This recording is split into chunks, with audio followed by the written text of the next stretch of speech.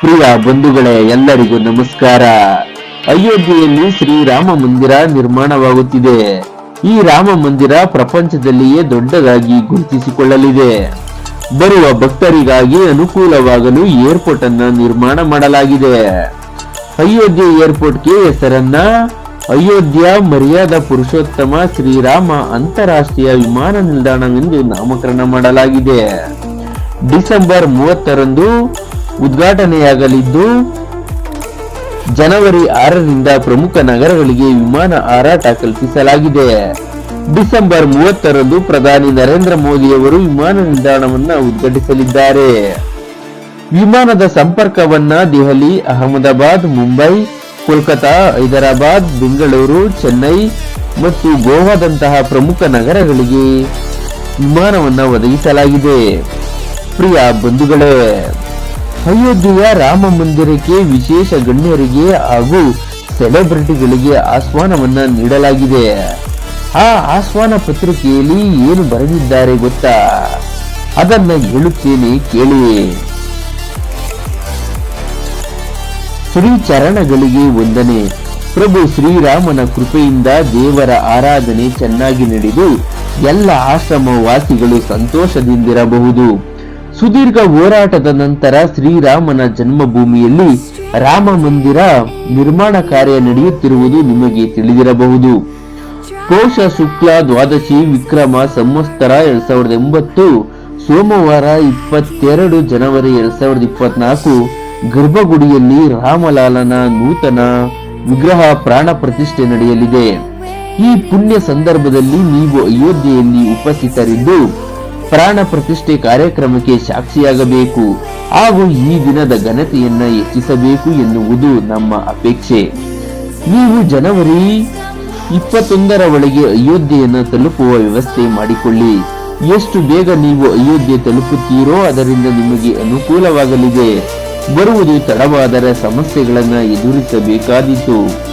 23 ಜನವರಿ 2024ರ ನಂತರವೇ ಅಯೋಧ್ಯೆಯಿಂದ ವಾಪಸ್ ಹೊರಡಲು ಪ್ಲಾನ್ ಮಾಡಿ.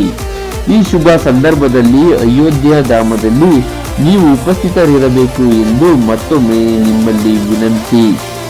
ನಿಮ್ಮ ಶ್ರೀ ಚರಣಗಳಿಗೆ ಪ್ರಣಾಮ. ಚಂಪತ್ ರಾಯ್, ಮುಖ್ಯ ಕಾರ್ಯದರ್ಶಿ, ಶ್ರೀರಾಮ ಜನ್ಮಭೂಮಿ ತೀರ್ಥಕ್ಷೇತ್ರ. ಪ್ರಿಯ ಬಂಧುಗಳೇ, ಈ ರೀತಿ ಆಹ್ವಾನದಲ್ಲಿ ಬರೆಯಲಾಗಿದೆ. ಹಾಗೂ ಶ್ರೀರಾಮನ ಮೂರ್ತಿಯನ್ನ 3 ಜನ 3 ತರ ಮೂರ್ತಿಯನ್ನ ಕೆತ್ತಲಾಗಿದೆ. ಅದರಲ್ಲಿ 2 ನಮ್ಮ ಕರ್ನಾಟಕದವರು ಆಗಿದ್ದಾರೆ.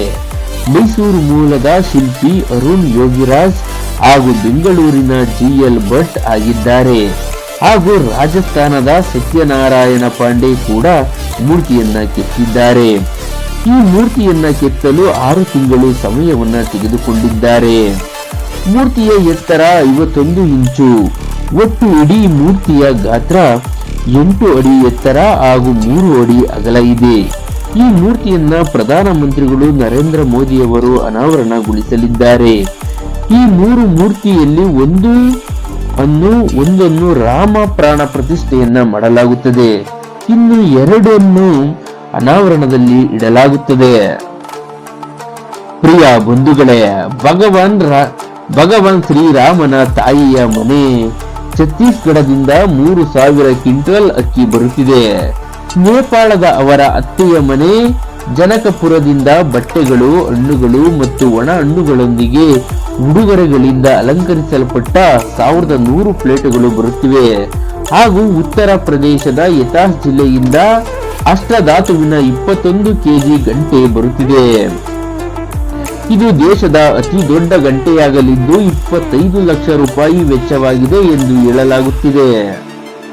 ಹಾಗೆಯೇ ಇನ್ನೊಂದು ಸಂಗತಿ ಏನೆಂದರೆ, ಜನವರಿ 22ರಂದು ನಡೆಯಲಿರುವ ರಾಮನ ಪ್ರಾಣ ಪ್ರತಿಷ್ಠಾಪನಾ ಕಾರ್ಯಕ್ರಮಕ್ಕೆ ದೇಶದ ಯಾವುದೇ ರಾಜ್ಯಗಳ ರಾಜ್ಯಪಾಲರು ಮತ್ತು ಮುಖ್ಯಮಂತ್ರಿಗಳನ್ನ ಆಹ್ವಾನಿಸಲಾಗುವುದಿಲ್ಲ ಎಂದು ತಿಳಿದುಬಂದಿದೆ.